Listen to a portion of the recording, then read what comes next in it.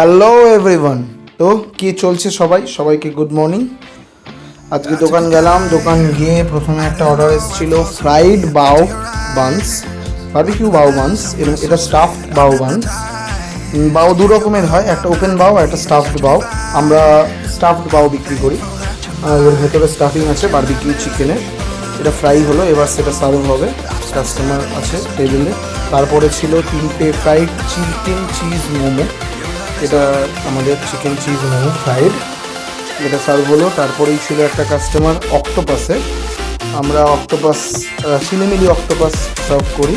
আর চিলিমিলি অক্টোপাসে serve করার আগে অক্টোপাসটাকে আমরা একটু বয়েল করে নিই, তারপর ওটাকে ব্যাটার ফ্রাই করে তারপর সসে টস করি।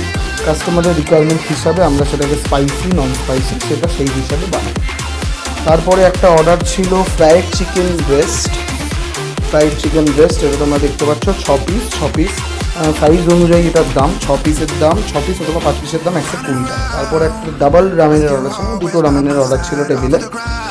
সেটারই প্রিপারেশন হচ্ছে চিকেন রামেনের অর্ডার। চিকেন রামেনটা আমি অর্ডারটা প্রিপারেশন করছিলাম।